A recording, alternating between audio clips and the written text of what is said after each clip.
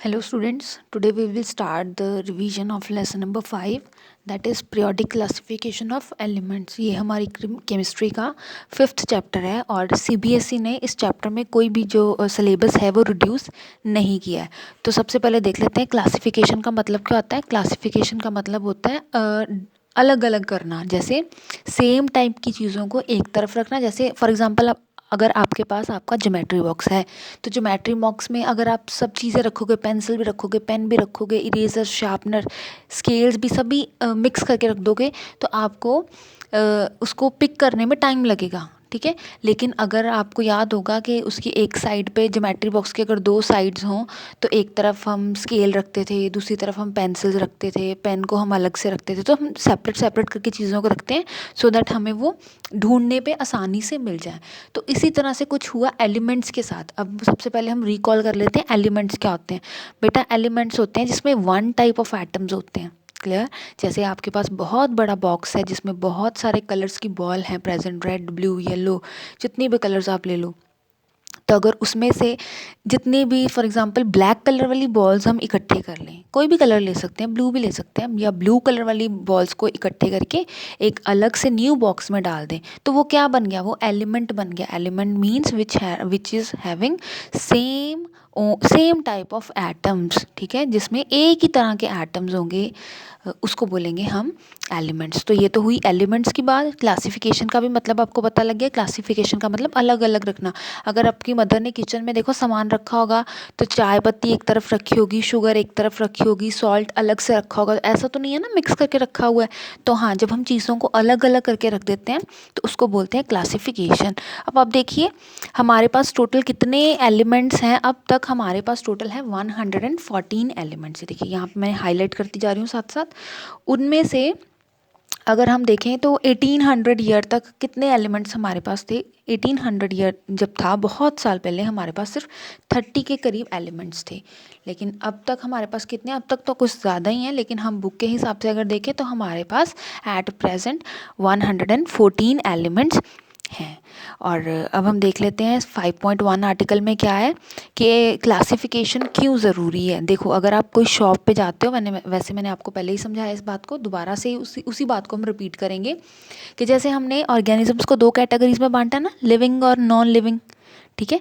उसी तरह से अगर आप किसी भी शॉप में जा रहे हैं, जैसे किराना की शॉप में जा रहे हैं, तो वहाँ पे सोप्स अलग से पड़े होंगे, डिटर्जेंट अलग से पड़ा होगा, बिस्किट्स अलग से होंगे, तो हर एक का एक अलग से रैक में रखा हुआ इन लोगों ने, ठीक है। तो वो क्या है, वो क्लासिफिकेशन कर रखी है। तो इसी तरह जो साइंटिस्ट थे उनके पास भी जब element one by one discover होना शुरू हुए तो उनके पास ये प्रॉब्लम आ गई कि कौन से एलिमेंट को हम कहाँ पे रखा जाए, क्लियर। तो क्योंकि जब एलिमेंट्स अभी डिस्कवर हो रहे थे तो साइंटिस्ट लोगों ने क्या किया, उन्होंने जो अपने एलिमेंट्स थे उनको दो तरह से डिवाइड कर दिया। उन्होंने डिवाइड कर दिया उसको मेटल्स एंड नॉन मेटल्स के हिसाब से। लेकिन धीरे धीरे अब इस चैप्टर में पढ़ेंगे कि जैसे जैसे साइंटिस्ट आए उन लोगों ने किस तरह से उनको जो है डिफ्रेंशिएट किया फिजिकल प्रॉपर्टीज़ के बेसिस पे, केमिकल प्रॉपर्टीज़ के बेसिस पे, वो अब हम देखते हैं। तो बेटा सबसे पहले जो साइंटिस्ट आए उनका नाम था डुबर्नियर्स, और जो डुबर्नियर ने हमें बताया उनको हम ट्राइड्स के नाम से जानते हैं। ट्राइड्स का मतलब यहाँ पे आप समझ लीजिए ग्रुप है। तो जो डुबर्नियर थे वो 1817 में उन्होंने अपना जो है इसके ऊपर एक हमें थ्योरी दी, या हमें बना के दिया क्लासिफिकेशन। तो उनका पूरा नाम था जॉन वॉल्फगैंग डुबर्नियर, जो एक जर्मन साइंटिस्ट थे। उन्होंने एलिमेंट्स को अरेंज किया उनकी प्रॉपर्टीज़ के हिसाब से। डबर्नियर के समय में ग्रुप्स जो थे उनको क्या कहा गया, ट्राइड्स, ट्राइड्स कहा गया। डबर्नियर ने क्या किया कि उन्होंने 3 ग्रुप्स बना दिए जिनको मैंने बताया कि ट्राइड कहा गया। और हर एक ट्राइड में, जैसे ये ट्राइड 1 है, ये ट्राइड 2 है, ये ट्राइड 3 है, हर एक ट्राइड में ओनली कितने एलिमेंट्स आए, सिर्फ 3 एलिमेंट्स आए, क्लियर।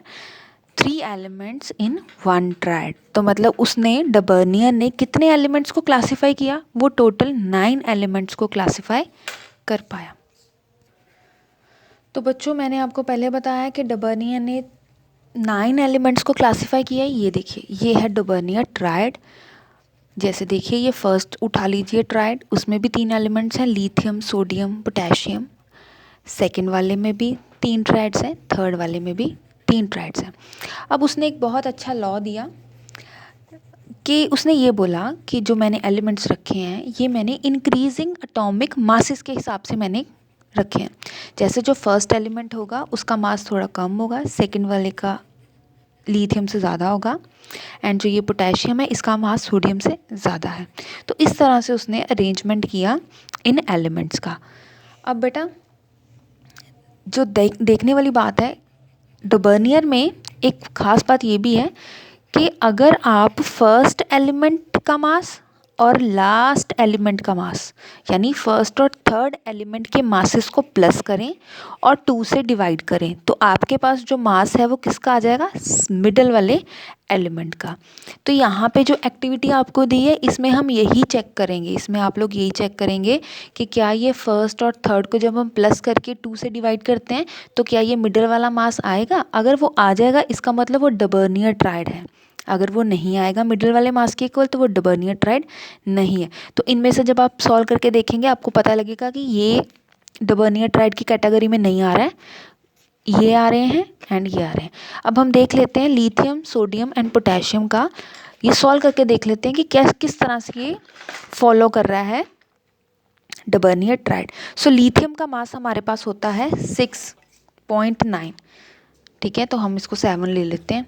एंड सोडियम का होता है 23 एंड मेरे पास पोटेशियम का होता है 39। तो अब हम मैंने आपको बोला फर्स्ट एंड लास्ट वाले को हम करेंगे प्लस, 39 + 7 करेंगे तो कितना आ जाएगा हमारे पास 46। अब हम इसको करेंगे 2 से डिवाइड, और 2 से डिवाइड करने पे अगर तो हमारे पास ये मिडल वाला मास आ गया इसका मतलब ये डबर्नियर ट्राइड फॉलो कर गया है। देखिए तो ये मैंने जब किया इसको डिवाइड 2 से तो येस मेरे पास ये 23 आ गया which is the atomic mass of sodium. तो इस तरह से डबर्नियर ट्राइड को हमने देखा कि डबर्नियर ने 2 बातें कही। सबसे पहले उसने कितने ग्रुप्स बनाए, उसने 3 ग्रुप्स बनाए जिनको उसकी लैंग्वेज में ट्राइड्स बोलेंगे। हम अब इस चैप्टर में हम ट्राइड वर्ड यूज़ करेंगे, ग्रुप यूज़ नहीं करेंगे डबर्नियर के लिए। उसके बाद उसने कितने एलिमेंट्स को क्लासीफाई किया, उसने टोटल 9 एलिमेंट्स को क्लासीफाई किया। और नंबर 3 पे उसने जो एलिमेंट्स थे उनको किस तरह से क्लासीफाई किया, उसने उसको प्लेस किया इंक्रीजिंग एटॉमिक मासेस के हिसाब से। और when we add the first element, atomic mass of first element and atomic mass of last element, we will get the atomic mass of middle element। तो ये जो बातें थी वो हमने डिस्कस करी हैं डबर्नियर के केस में। अब नेक्स्ट हम करेंगे न्यूलैंड केस। नाउ स्टूडेंट्स हम डिस्कस करेंगे न्यूलैंड्स लॉ ऑफ ऑक्टेव्स, लेकिन उसको डिस्कस करने से पहले हमें ये देखना पड़ेगा कि डबर्नियर के केस में क्या लिमिटेशन रही थी। तो ये मैंने हाईलाइट कर रखा है। डबर्नियर के केस में लिमिटेशन एक ही थी कि सिर्फ उसने ना सिर्फ 9 एलिमेंट्स को ही क्लासिफाई किया। इसके बाद जो एलिमेंट्स आएंगे उनको कहाँ पे रखा जाएगा अगर वो डिस्कवर होते हैं तो इसके बारे में उसने कुछ नहीं हमें बताया। तो उसकी हाफ नॉलेज थी, वो हमारे लिए इतना काम का नहीं, जो है उसका पीरियोडिक टेबल जो उसने उस समय पर बनाया वो नहीं इतना सक्सेसफुल रहा। तो उसके बाद आया न्यूलैंड्स लॉ ऑफ ऑक्टेव्स। अब इसको क्या समझेंगे, डबर्नियर के बाद जो साइंटिस्ट आए 1866 में जॉन न्यूलैंड, इन्होंने भी वही फार्मूला अपनाया। इन्होंने कहा कि जो हम अरेंजमेंट करना शुरू करेंगे एलिमेंट्स का वो हम करेंगे इंक्रीजिंग एटॉमिक मासेस के हिसाब से। जैसे डबर्नियर ने भी कम मास वाले को पहले रखा, उससे ज़्यादा मास को बाद में रखा, देन उसके बाद वाले को उसके बाद प्लेस करते रहे, जो मतलब इंक्रीजिंग एटॉमिक मासेस के हिसाब से ही न्यूलैंड ने प्लेस करे एलिमेंट्स।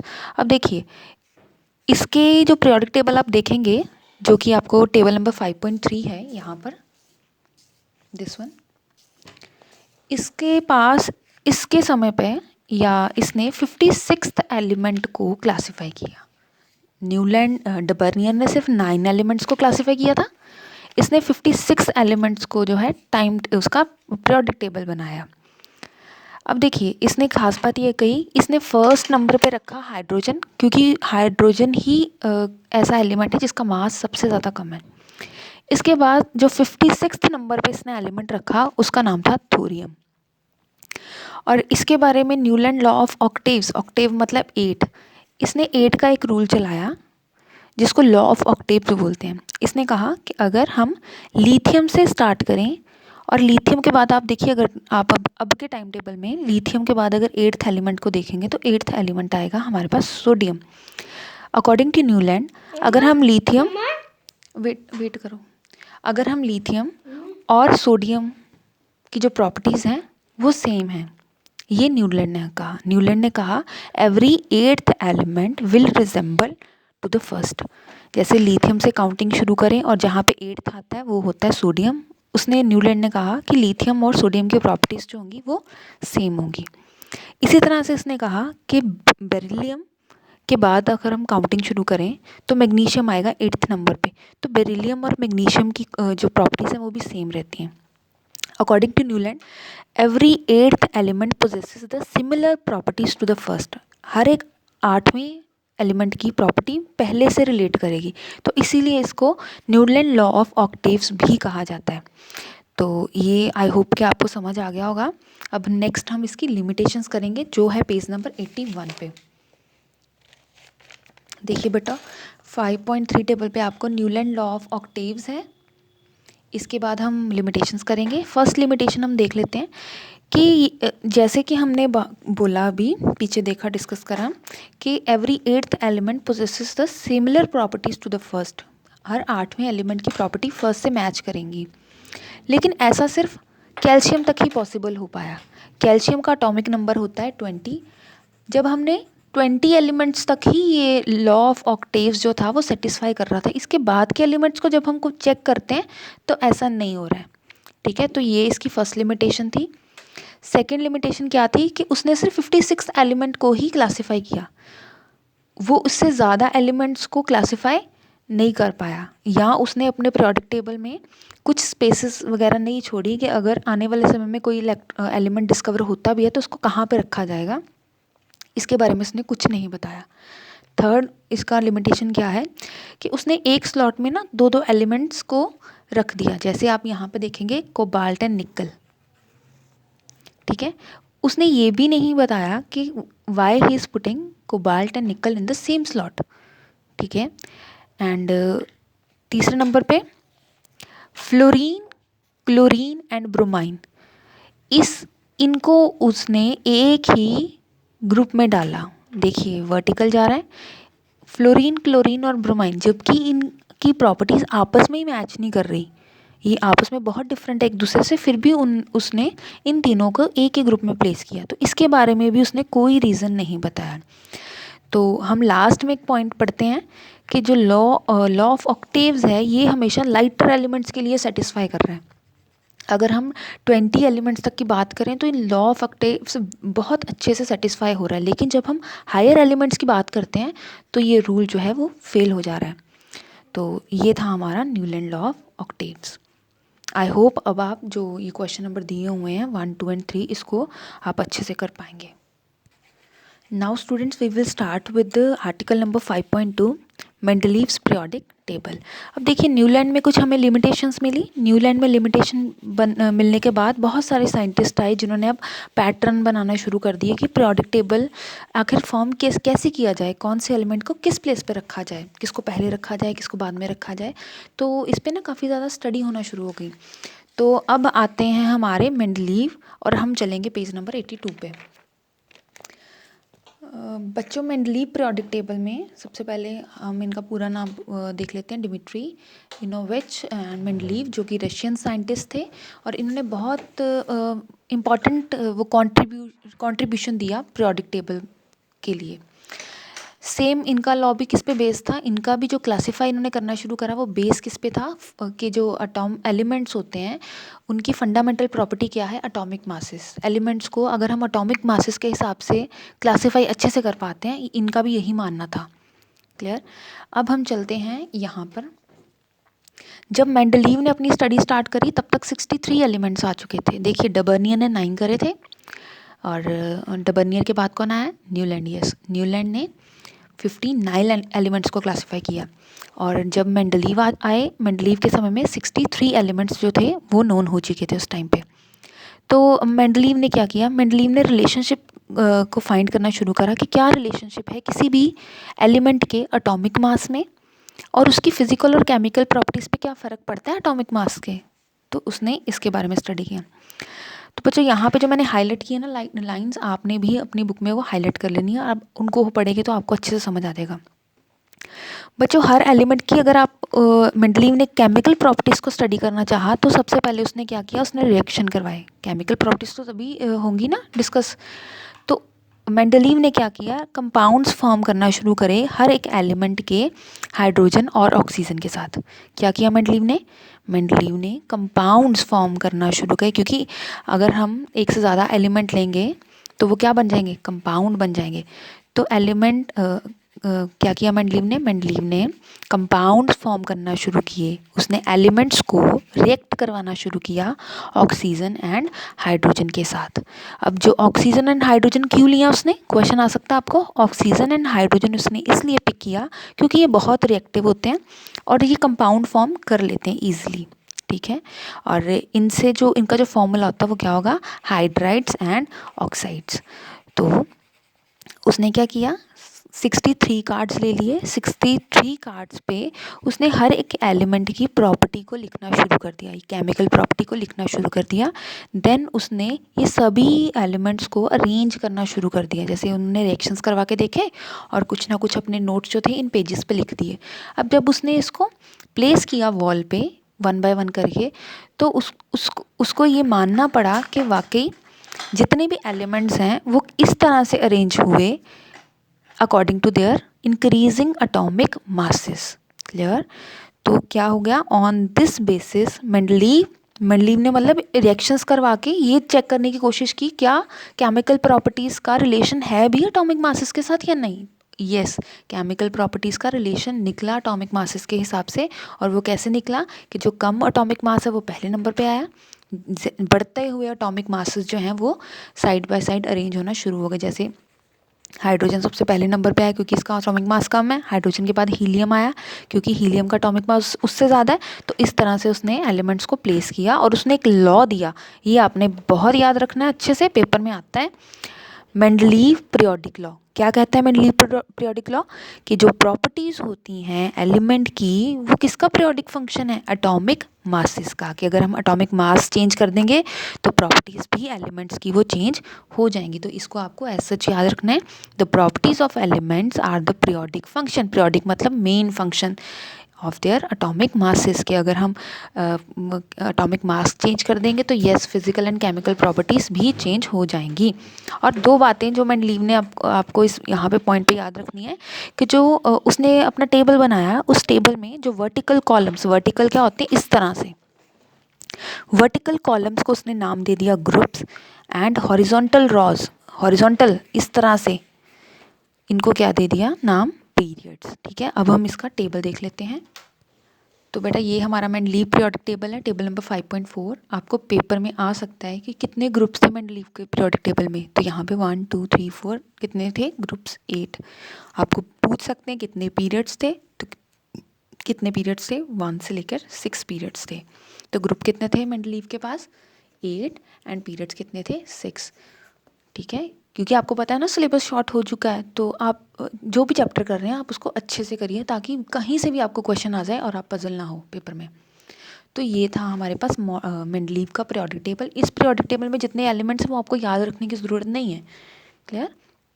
कुछ बच्चे टेबल रटना शुरू कर देते तो इसको नहीं आपने समझना है, आपने सिर्फ कॉन्सेप्ट समझना है कि किस साइंटिस्ट ने कैसे अपना पीरियोडिक टेबल बनाया। तो अब हम नेक्स्ट करेंगे अचीवमेंट्स के बारे में कुछ बात करेंगे। Article number 5.2.1 which is on page number 83। तो let's start doing it.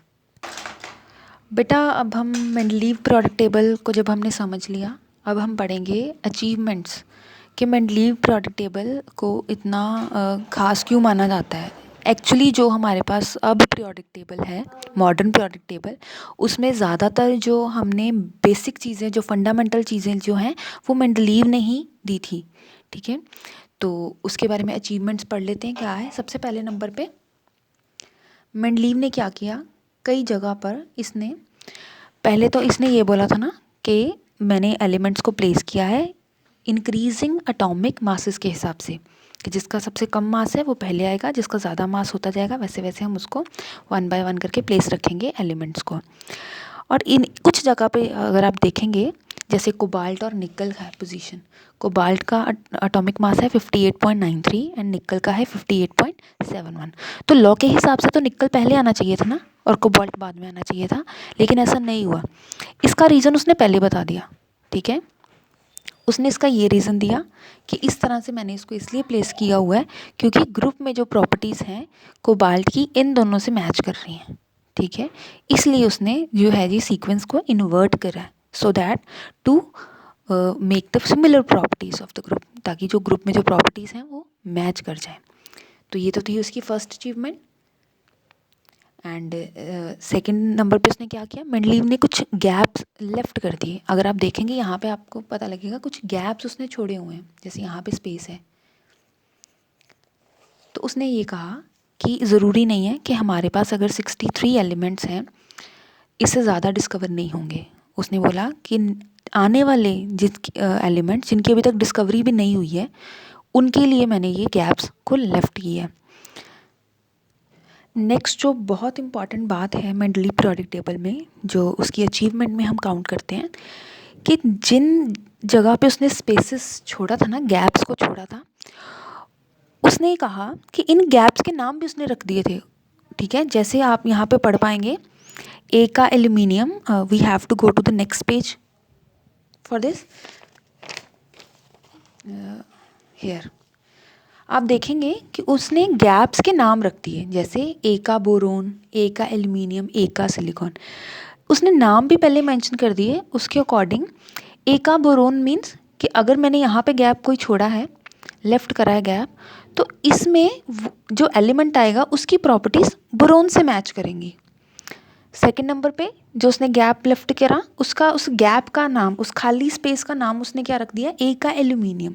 Means कि यहाँ पे जो न्यू एलिमेंट आएगा जिसका नाम ये तो पता ही है कि एल्यूमिनियम नहीं होने वाला है, लेकिन उसने सफिक्स लगा दिया ना, कुछ एडिशन कर दिया कि ए का एल्यूमिनियम मीन्स एक एलिमेंट ऐसा आएगा जिसकी प्रॉपर्टीज़ किससे मैच करेंगी, एल्यूमिनियम से। और इसी तरह से जो थर्ड नंबर पे खाली स्पेस था, खाली गैप था, उस पर उसने नाम लिख दिया ए का सिलिकॉन। मीन्स कि अगर ये गैप है मेरे पास, सिलिकॉन मीन्स कि यहाँ पे जो एलिमेंट आएगा उसकी प्रॉपर्टीज सिलिकॉन से मैच करेंगी। तो आगे जाके जब हमारे पास एलिमेंट्स डिस्कवर हुए तो येस, जो ए का बोरोन था वो स्कैंडियम था, जो ए का एल्यूमिनियम था वो क्या था, गैलियम था, और जो ए का सिलिकॉन था उस स्पेस में कौन सा एलिमेंट आया, जर्मेनियम। तो इसी तरह से यहाँ पे हम कंपैरिजन करेंगे, ये एक का एल्यूमिनियम जो मेंडलीव ने बोला था, ये उसका एटॉमिक मास है, उसका ऑक्साइड का फॉर्मूला है और उसका क्लोराइड के साथ रिएक्शन का फॉर्मूला है। और जो गैलियम डिस्कवर हुआ बाद में, अगर मेंडलीव ने 68 एटॉमिक मास बताया था उसका, तो यस आगे चल के उसका ज़्यादा वेरिएशन नहीं आया गैलियम का। तो ये बहुत बड़ी अचीवमेंट थी उस समय में मेंडलीव के लिए कि उसने उन एलिमेंट्स के लिए भी स्पेसेस, पोजीशंस डिसाइड कर ली थी जो एलिमेंट्स डिस्कवर ही नहीं हुए थे। जैसे अब लास्ट में ये देखिए, उसने कुछ गैप्स छोड़े, जैसे अगर आप उसका टेबल देखें ना अच्छे से, ये देखिए यहाँ पे उसने कुछ गैप्स छोड़े। अब ये जो गैप्स थे, अकॉर्डिंग टू मेंडलीव, ये गैप्स मैंने इसलिए भी लेफ्ट करे हैं अकॉर्डिंग टू मेंडलीव कि यहाँ पे जो एलिमेंट्स आएंगे, यस, तो जो गैप्स उसने लेफ्ट किए थे वो गैप्स इस तरह से थे कि किसी भी एलिमेंट को रिप्लेस नहीं करना पड़ेगा हमें, वो ऑटोमेटिकली जो हमारे पास न्यू एलिमेंट आएगा वो उस गैप में एडजस्ट हो पा रहा था। इस तरह से उसने अपना पीरियोडिक टेबल को फॉर्म किया था। जैसे जो इनर्ट गैसेस होती हैं, इनर्ट गैसेस आपको पता है किसी के साथ रिएक्ट नहीं करती, उनका वैलेंस इलेक्ट्रॉन होता ही नहीं है, वो लास्ट जो वैलेंस शेल होता है वो टोटली कंप्लीट होता है, तो इसलिए उनको नोबल गैसेस भी बोलते हैं, वो किसी के साथ रिएक्ट नहीं करती। तो उनके लिए भी उसने पहले से ही अलग से ग्रुप बना के उसमें गैप्स लेफ्ट करे हुए थे।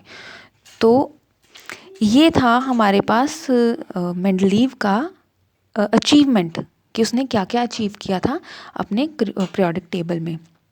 तो जो गैसेस बाद में जाके डिस्कवर हुई उसके पीरियोडिक टेबल में एडजस्ट हो पाई, क्यों, क्योंकि उसने पहले से ही गैप्स जो थे वो लेफ्ट कर दिए थे।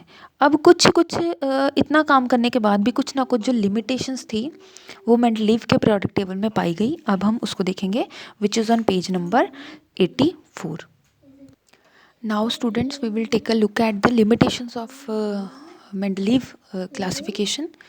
देखिए, जो मेंडलीव्स था उसको उसके पास हाइड्रोजन की पोजीशन फिक्स नहीं हो पाई, क्योंकि जो हाइड्रोजन है ये देखिए, ये तो अल्कली मेटल भी है। अल्कली मेटल क्या, जिसके पास 1 इलेक्ट्रॉन होते हैं ना लास्ट वैलेंस शेल में, जिसके पास एक ही इलेक्ट्रॉन होता है, उसको अल्कली मेटल बोलते हैं। तो ये अल्कली मेटल्स की कैटेगरी में भी आ रहा है और ये हैलोजेंस की कैटेगरी में भी आ रहा है। कैटेगरी हैलोजेंस क्या होते हैं, जिनके पास लास्ट में 7 वैलेंस इलेक्ट्रॉन होते हैं। तो जब हम अल्कली मेटल्स की वैलेंसी चेक करें तो वो भी 1 आएगी और हैलोजेंस की वैलेंसी जो है वो भी 1 आएगी। तो इस तरह से जो था, ये नहीं पता चल पा रहा था कि क्या हाइड्रोजन मेटल में रखा जाए, इसको मेटल की कैटेगरी में रखा जाए या उसे नॉन मेटल की कैटेगरी में रखा जाए। तो no fix position was given to the hydrogen at that time. उसके बाद आइसोटोप्स के बारे में भी कुछ नहीं पता चला। आइसोटोप्स क्या होते हैं? आइसोटोप मतलब एक ही एलिमेंट के अलग अलग फॉर्म्स होती हैं जिसमें एटॉमिक मास डिफरेंट होता है लेकिन सेम प्रॉपर्टीज़ होती हैं। जैसे हमारे पास कार्बन है, कार्बन के आइसोटोप्स होते हैं।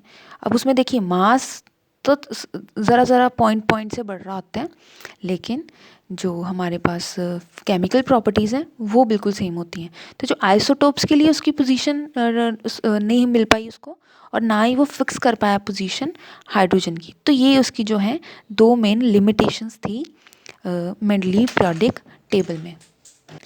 और जो 3rd नंबर पे है हमें लिमिटेशन मिलेगा, वो मिलेगा पेज नंबर 85 पे। यहाँ पर फर्स्ट था हाइड्रोजन की प्रॉपर्टी नहीं कर पाया, वो एक्यूरेट पोजीशन नहीं दे पाए हाइड्रोजन को।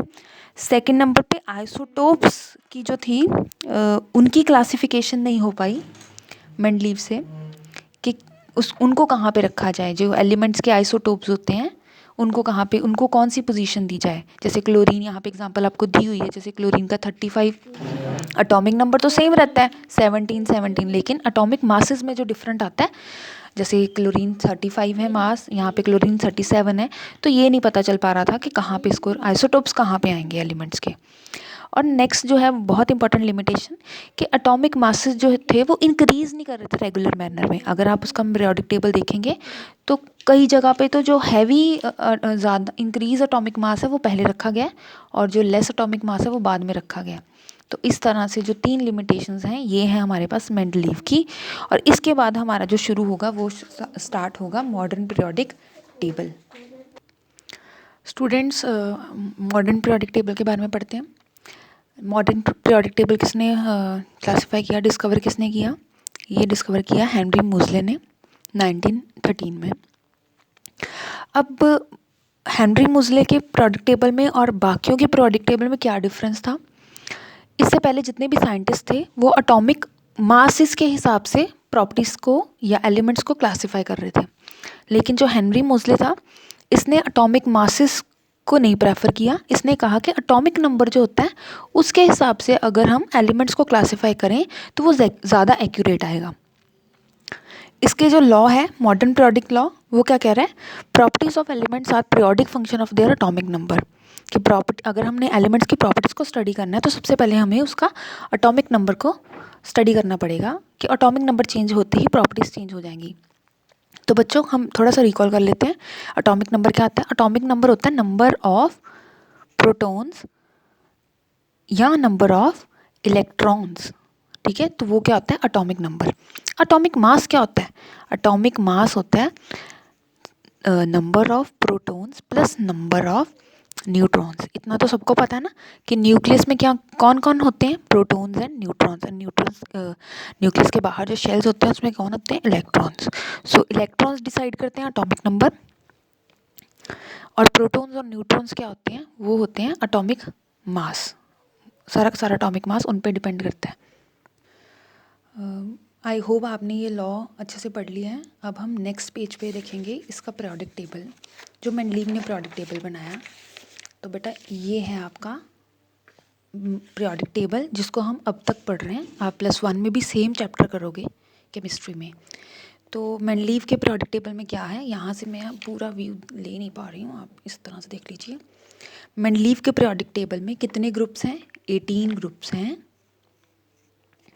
जो वर्टिकल लाइंस ऐसे ऐसे होती हैं उनको ग्रुप्स बोलेंगे, जो इस तरह से हॉरिजॉन्टल वे में जाएगा उसको क्या बोलेंगे, पीरियड्स बोलेंगे। तो कितने पीरियड्स हैं हमारे पास 7 पीरियड्स हैं, ठीक है। और ये जो ग्रीन कलर में आपको नज़र आ रहा है ये सभी के सभी मेटल्स हैं। मेटल्स एक तरफ आ गए। मेटलॉइड्स को हमने पिंक कलर से शो किया। मेटलॉइड्स को हम बॉर्डर लाइन एलिमेंट्स भी बोलते हैं क्योंकि ये अलग करते हैं मेटल्स को नॉन मेटल से। यहाँ पे जो येलो कलर में आपको नज़र आ रहा है ये क्या है, ये नॉन मेटल्स हैं, ठीक है बेटा। तो ये आपके पास है मॉडर्न पीरियोडिक टेबल, और ये जो टेबल है इसमें कोई भी लिमिटेशन नहीं है, क्लियर। अब हम इसके बाद करेंगे पेज नंबर 87 हमारी नेक्स्ट वीडियो में। Thank you so much.